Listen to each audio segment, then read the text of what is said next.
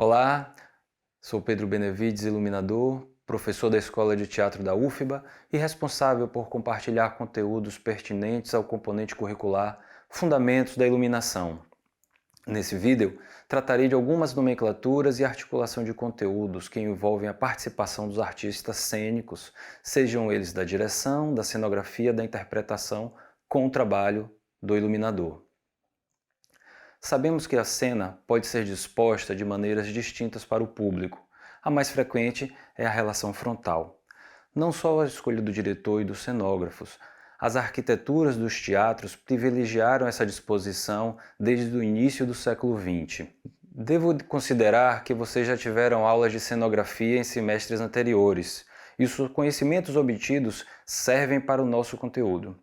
Os exemplos expostos a seguir serão em planta baixa.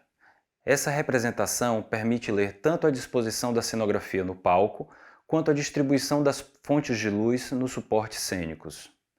Como os desenhos têm caráter ilustrativo, as plantas estão sem escala. As transformações na arquitetura teatral no Ocidente, ao longo da história, iniciaram no período conhecido como Teatro Grego. Tais modificações contemplaram tanto a área de cena, quanto aquela destinada aos espectadores. O mesmo nome do período batiza aquela arquitetura teatral. Nessa planta baixa, nota-se que pequena parte da plateia foi disposta frontalmente à cena. A demanda por teatros com maior capacidade de espectadores a cada festival demandou reconfiguração da relação cena-plateia. Como consequência disso, a maioria das pessoas assistiam à cena diagonalmente, conforme as setas na imagem. Essa arquitetura influenciou períodos da história seguintes.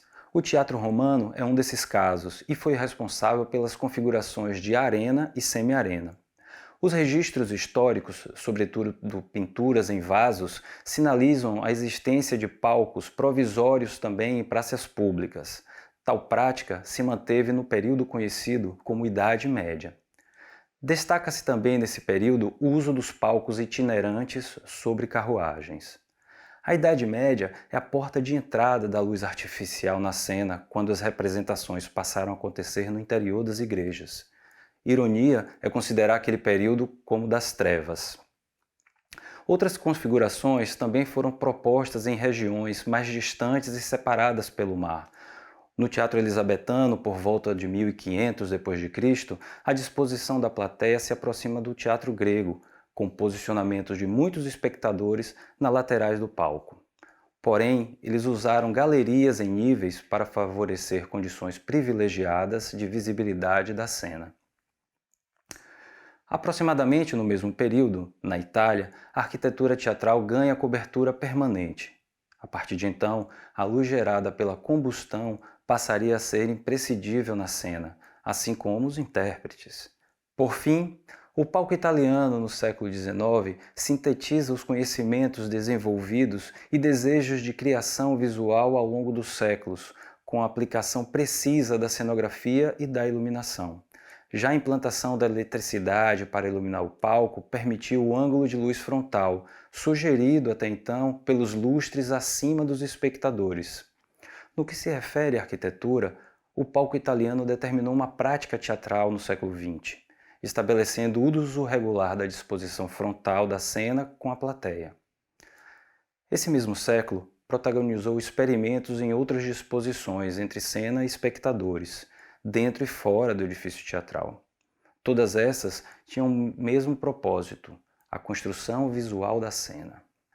Atualmente, todos os experimentos e convenções desenvolvidos ao longo da história são aplicáveis à praxe cênica, da direção, cenografia e da iluminação. Logo, para estabelecer um ponto de vista comum nas rotinas de trabalho, a orientação espacial dos artistas obedece a posicionamento do espectador, no Brasil e em muitos países. Caso a relação entre cena e espectador não contemple a relação frontal, costuma-se considerar um ponto de vista da cabine de controle de luz como referência comum entre os responsáveis pela iluminação, cenografia e da direção. Uma cena pode ser iluminada de qualquer ângulo e não há regra para a escolha de um ou para a combinação entre eles. Importante é você saber o que deseja comunicar visualmente para o espectador. Qual imagem deseja construir com a união dos elementos arquitetônicos, volumétricos, na cenografia, no figurino e na movimentação do elenco. A luz permite tornar visível e, ao mesmo tempo, omitir o que não contempla a cena na condição de imagem desejada na construção visual. Vamos ver agora as possibilidades de iluminar um palco. Vamos fazer uso de dois procedimentos demonstrativos. Uma representação esquemática com setas indicativas em planta baixa e uma representação tridimensional. Essa maquete foi construída em escala para a montagem da peça As Pequenas Raposas, dirigida por Arildo Deda. Todos os detalhes da maquete, assim como a cenografia e iluminação, ficaram sob responsabilidade do professor Eduardo Tudela. Podemos considerar que a luz frontal é aquela que parte da área do espectador em direção ao palco. Ela permite a visibilidade frontal do elenco disposto frente a frente com a plateia. O contraluz é a direção inversa à luz frontal. Se acentuada sua angulação, ela projeta os feixes de luz nos olhos dos espectadores. A luz lateral pode ser esquerda ou direita, sempre nas laterais da cena, partindo do piso em nível até o ponto mais alto da caixa cênica. A luz diagonal pode ser esquerda, direita, frontal e contraluz. As fontes de luz podem estar dispostas nas laterais da plateia ou na caixa cênica. A luz de chão pode ocupar qualquer um dos ângulos apresentados anteriormente. Nesse caso, você indica da seguinte forma o posicionamento num projeto: luz frontal de chão, contraluz de chão, luz lateral de chão e luz diagonal de chão.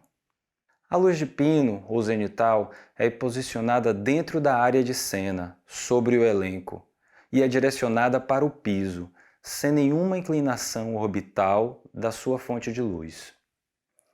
Nessa videoaula, ficamos por aqui. Até o próximo encontro.